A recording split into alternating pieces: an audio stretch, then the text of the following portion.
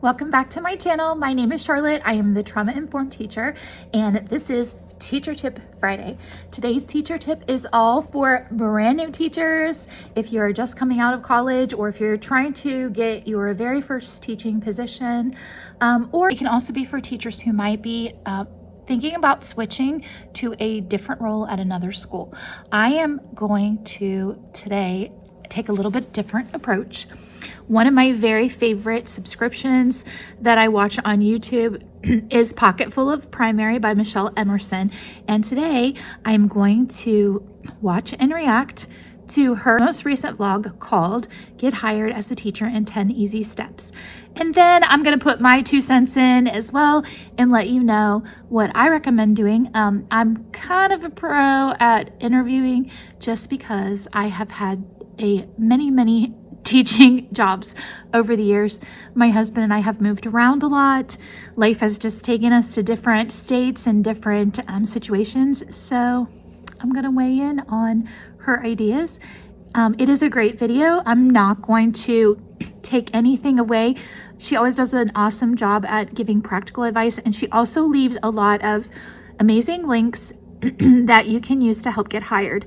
But I also want to kind of look at it from another perspective of someone who could potentially be looking for a different job, and it's not necessarily, a first-year teacher.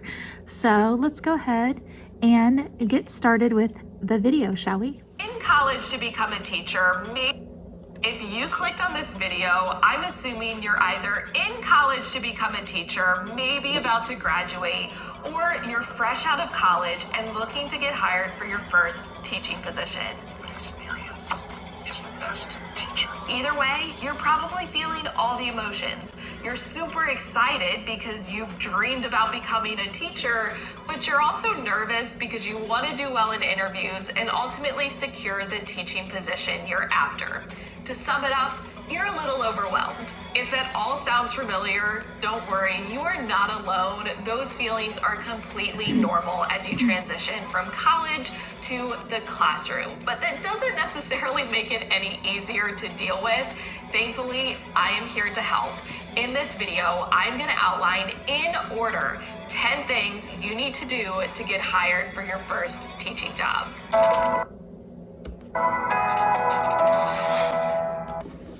All right, so she's starting off really strong. I love the way that Michelle always outlines what she's going to do at the beginning of the video so you know what you're getting into. And if you look, she has timestamps. So she has all of these different things timestamped on her videos in her description. And she has these 10 different things labeled where they start. So you can actually just skip around, listen to the ones that you want, or you can go straight through, take notes. You can go back to ones that you need more info on. So that's great. I definitely would add that no matter whether you're a brand new teacher coming out of college or whether you're a teacher who you're in a situation where you need to move for whatever reason into a different position, that those feelings are the same. I've had so many different interviews, so many different jobs in different positions over the years, and it doesn't even matter if you have experience as a teacher, you're still going to feel a little of that, like stress and overwhelmed when you know that you need to make a move. But sometimes it's just what you need to do to make your life better for your family, to support the people that you love, or just to get yourself in a better position as far as your career goes. All right, let's see what else she has to say. I'm kicking it off with some more good news. I have the ultimate new teacher checklist, and I am giving it to you for free. Love Michelle's resources. Make sure you watch all the way She until always the puts a end lot to of get the resources details out on there how to snag with it. all of Okay, her let's jump into those tip 10 videos. things you need to do, starting with number 1, revamp your expectations. Yes, it's a mindset shift. Here's the thing. Going into your first year of teaching, you may have the expectation that you will get hired to teach in your desired district at a specific school teaching the grade level of your choice. In other words, you might have your heart set on the teaching position of your dreams. There's nothing inherently wrong with that. It's okay to fantasize about your first teaching position because you've been waiting for this moment, and ultimately it just shows how passionate you are. But you don't want that dream to cloud your judgment going into the hiring process. I don't want to be a stick in the mud, but the reality is you probably won't get hired for your dream teaching position. Of course, there are always outliers, and if you do get hired for your dream position right out of the gate, that's fantastic, and I'm so excited for you. But unfortunately, that's just not the norm. For most people, their first teaching position may not be in the grade level they thought it would be, or teaching the subject level they thought, and that's okay. Most likely, your first teaching position won't be your last. You can always shift gears later on if you want to move schools or grade levels or teach a different subject. And honestly, it will be easier to do that later down the road because you have built up experience. When it comes to your first teaching position, you may not get to be too picky. So make sure that you set up some realistic expectations so you're not disappointed. Hopefully I didn't scare you off and you're still with me. Number 2 is to make some decisions. We've already established that your first teaching job may not be your ideal or your dream position, but that doesn't mean you can't have certain criteria going into it. You might have to make some adjustments as you go, and we'll come back to that in number 10, but I want you to reflect on your answers to these questions, and that will be different for each person and their situation. First, what is most important to you in a position? Is it the district or the school? Is it the amount of commute time? Is it the salary or the benefits? Is it teaching a specific grade level or subject? You have to decide what is your main priority. Then I want you to next, what schools or districts are you interested in working for? Are you going to only apply to one, or are you going to apply to multiple? This will vary geographically because some districts are really, really big, and if you're in the middle of the district, it may be your only option. But if you are surrounded by smaller districts, there may be more flexibility in your choices. Next, I want you to consider what sacrifices are you willing to make. For example, are you willing to have a longer commute time if it means teaching at a school that you're really interested in? And finally, we've got to have this conversation. What is your backup plan if you don't get hired by the start of the school year? There is no right or wrong answer here. It really depends on you and your situation. Maybe you plan to be a substitute in that district and hope an opportunity presents itself, because that does happen. Maybe you're going to work in an entirely different field and try again the next year, or maybe you're going to go get certified to teach other grade levels or subject areas to broaden your horizons. Once you have your answers to these questions, it will make the following steps much easier, and it can help you make some choices, such as choosing between multiple job offers or that backup plan that we discussed. Okay, so she started off strong. I really like what she's saying. However, I would like to add that when you think about, not being picky, be careful at what you're not being picky about. For example, I've worked in districts where there was a lot of positive teacher support and there was a good, strong, team that loved each other as a family. Then I've worked in other places where teachers would undermine each other and tell on each other to the administrators and talk about each other teachers, gossip about other teachers. And that's just a completely different type of environment to work in. You need to run away from those environments when you have the opportunity. And you need to think about what are some of the questions that you can ask in an interview that would give you an idea of how people work together. But also, I would highly recommend visiting the schools that you're interested in interviewing for at a neutral time when you're not going to be in the way. Call and schedule and make sure it's going to be okay. But just ask if you can walk the halls during the daytime when the students and the teachers are both there working, and you can kind of just get a feel for how other people are interacting. When you walk up and down the hallways of a school when they are in operation, you can really get a sense for how are the teachers working together. Are they going into each other's classrooms? Or do you walk by and see a couple of teachers like meeting together, talking, going over plans? Are people friendly? Like, are the office people friendly? Is the principal friendly? Or is the principal like super hurried, busy, frustrated looking all the time? Now, of course, be careful because some days can just be bad days for all of us. But you get a sense for the type of school that you want to work for. And I would say that even more than your grade level or your subject area, as long as you're certified for what they're asking you to do, more important than that, you need to be picky when it comes to having a good support system. As a brand new teacher, there are so many teachers that quit in the first 5 years. And one of the things that makes the biggest difference is having a strong support system. Look for a good mentoring program at the district level. Look for a good orientation. Look for teacher support in your first 3 years. Look for a strong family sense in the school where they help each other out a lot, where you work in teams and you have other people that you can bounce ideas off of or get help from, because you're going to need that as a new teacher. Your student teaching does not fully prepare you for what you're doing when you have your very own classroom for the first time. So don't be picky about every little thing, but one of the things that's super important for you to stand your ground on is having a good support network and making sure that you feel comfortable in the climate, or which is like the mood of the school when you're walking around and talking to people. I recommend preparing your resume before you start applying to schools or districts, because a lot of times you have to submit your resume as part of the application process. I would agree with that. Athletic and special skills resume. Now, you may already have a resume you previously developed, but keep in mind your resume should reflect the job you are after. So a teaching resume is going to be a little bit different than a resume that got you hired to be a waitress or waiter. In addition to those standard resume elements such as your contact information and education history, your teaching resume should also include any relevant experience you may have, especially those experiences working with students, any certifications you hold, as well as possibly a philosophy of education, which is just a short statement that demonstrates your belief about teaching. I know it's hard when you're fresh out of college and you haven't had a teaching job yet. You're like, what experience do I put on there?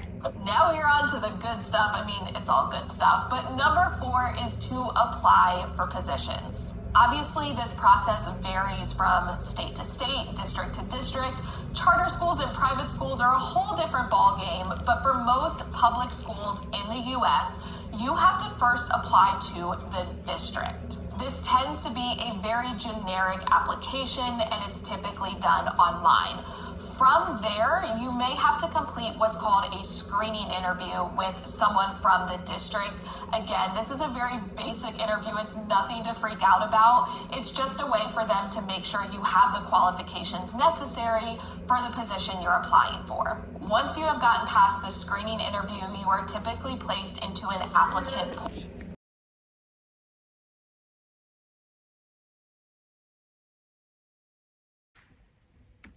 Your portfolio is a place to keep evidence of all the content on your resume. So your certifications, your transcripts, but you can also add in any elements you think might come up during the interview. So example lesson plans or pictures of things you did during your student teaching that you can then show off to the interview panel. Basically, it becomes like a security blanket, so you don't have to remember all the things you want to include in your answers. Now you are ready for number 6, which is to prepare your cover letters. And you may be wondering why you didn't do this sooner, like when you created your resume. And it's because your cover letter should be personalized for each position you are applying for. Now, that doesn't mean creating a new letter from scratch every time. Don't worry. Personally, I kept 90% of my cover letter the same, and I would swap out the individual's contact information up at the top. Plus, I would make sure I included something specific for that position, whether it was information I saw online about the school that I'm really excited about, or any relevant experience I had for that exact grade level or subject area. Okay, so this is really great advice that she's giving right now. I would say, in addition to this, make sure that you take some time to look at everything that the school is putting out on the website and think about what is unique about that particular school.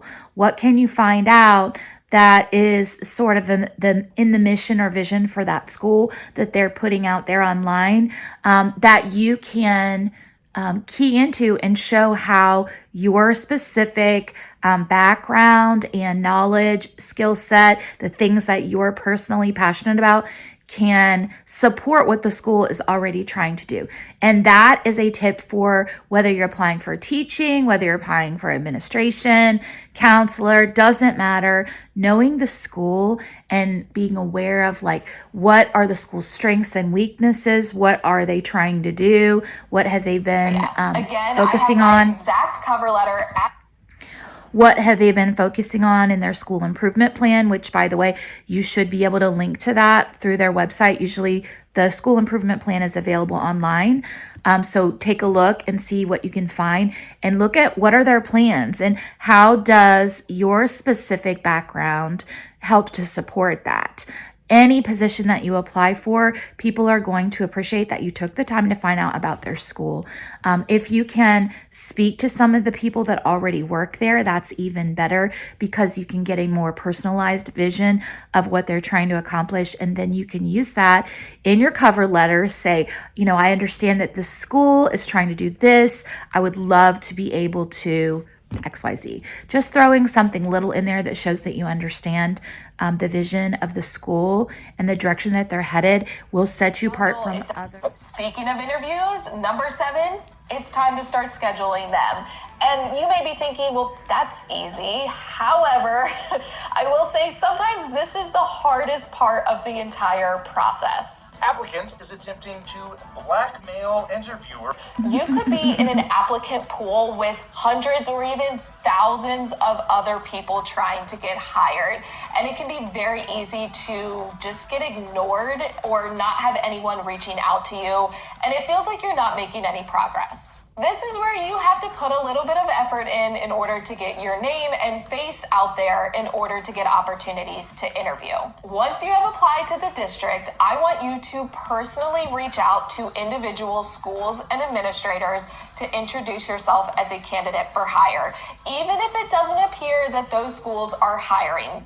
Here's the thing. Sometimes positions become available very quickly, especially as teachers move grade levels or schools change districts, change positions.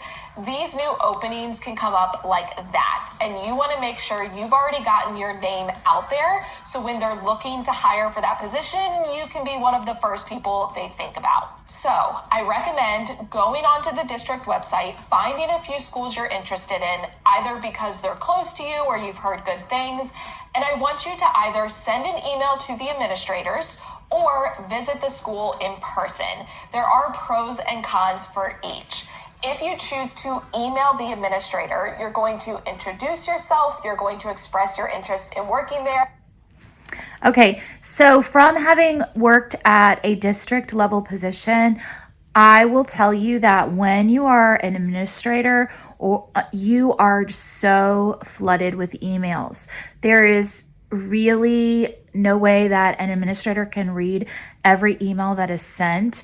I definitely would say that you should err on the side of going to the school and trying to meet whoever you can, whether it's the secretary, administrator, vice principal, whoever you can meet. That could give you an opportunity to put your face out there. So it's not just a name that you have. It's not just a piece of paper. Your resume is, going to be only as good as how often it's actually read, right? It's not going to help you if it's sitting in a stack of hundreds of resumes. So you want to make sure that you set yourself apart, just like she's saying, by having a personal contact. The other person who is really important to this that she's not mentioning is the human resources secretary at the district that you're applying in. So I actually, when I knew the general area that I wanted to live in and work in, I made friends with the human resources secretaries of those districts that were around the area that I was going for. I would call them and I would just speak to them as people and say, "Hey, are there any new positions I should be aware of?" Just taking time to check in every so often, maybe a couple, once or twice a month, while you're in that process of trying to find interviews, it really puts you at the forefront of other candidates, and you might even get an opportunity to interview just because the secretary says, "Hey, we also have so-and-so who's been sitting out there. We should consider interviewing that person." I really do think that having formed a relationship, friendly collegial relationship with the human resources secretary of the district is going to benefit you in many ways. Additionally, when you get hired for a position, having that person on your side is really going to make your transition more smooth. And if you need some help with your certification, getting your transcripts, anything you're having difficulty with when you first come over, possibly finding, living arrangements, those people are the people that can point you in the right direction. So no matter what, it's going to be a good idea for you to call and speak to the human resources secretary so that they get to know you as well.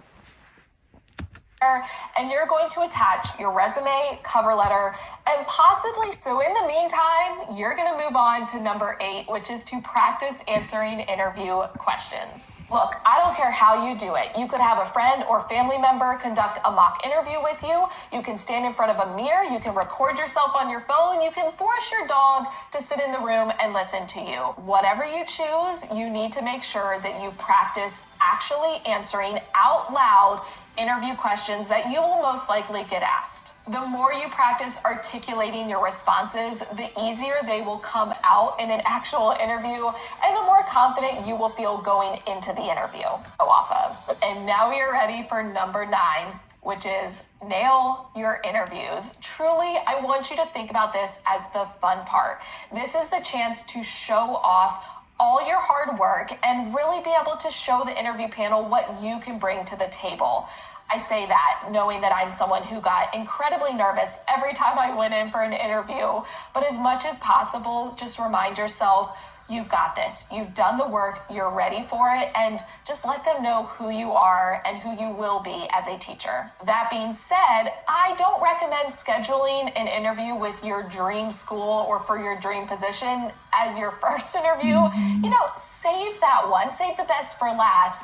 I recommend scheduling as many interviews as you can, even if you're not super excited about the position, just to get experience, because the more interviews you do, the better you will get at them. Once again, I have a full video where I go into detail about this process, which I will link for you, but in summary, and then finally, number 10, the last thing I want you to do is focus on what you can control and adjust as you go.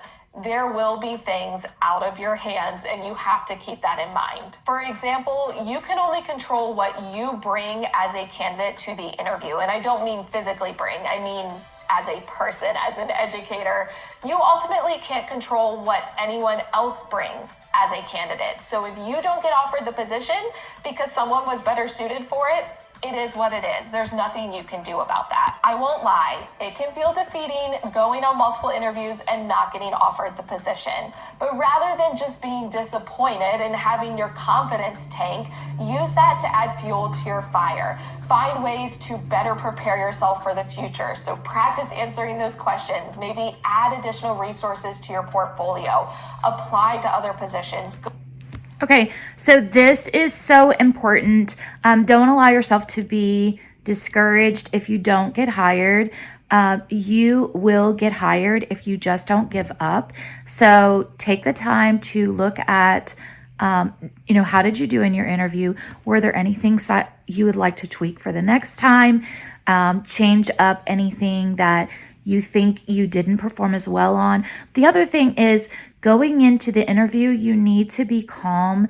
You need to set yourself up for success by not having a lot of other things scheduled on that day, by just sort of focusing, making sure that the night before you get a good night's sleep, making sure that you have your outfit already picked out and steamed or ironed and ready to go. Just make things as simple for yourself as you can, and find something that you can do right before the interview that will calm your nerves and put you in a really good frame of mind so that you can focus and be your best. Those are my tips. And I would say that when it comes to getting turned down, you need to understand that the interview team has very specific things that they're looking for, and you can be a great candidate, but still you might not have exactly the things that the interview team is looking for that would fill the team that they're trying to fill the spot for. One time I did not get chosen for a teacher leader position that I felt like I was highly qualified for. But the reason I found out later that I didn't get selected for that had to do more with what the school was going through at the time, and not necessarily what I brought to the interview as a person, my skill set, I was definitely ready for that position. However, the school just had specific needs that the other person could fit better at that time. So don't let it get you down. Don't feel like you're a lesser person than the person who was hired.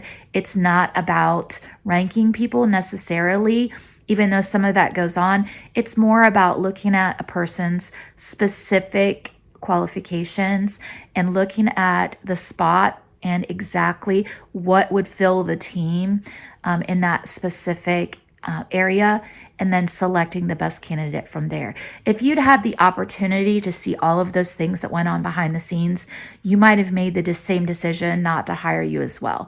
So don't give up. Keep trying. I have attended many interviews for assistant principal and administration, lead teacher positions, and I'm not going to give up, because I know that there will be an interview that lands me the job that I have been hoping for. So I know that I'm doing everything I can to continue to grow, and I'm putting myself out there. I am giving myself opportunities to add to my skill set. I'm adjusting as I go, and I'm hopeful that I will get the job that I am wanting down the road if I don't give up. Same with you. New teacher, veteran teacher trying to switch to a different position to better yourself. Just know that as long as you don't give up, you're not going to fail. Failure is when you decide to throw in the towel.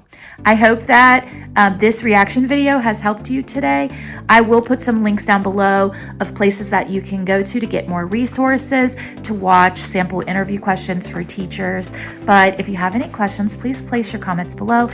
I have interviewed so many times, and I would be really happy to answer any questions that you have. As always, don't forget to work hard, be kind, and amazing things will happen. Goodbye.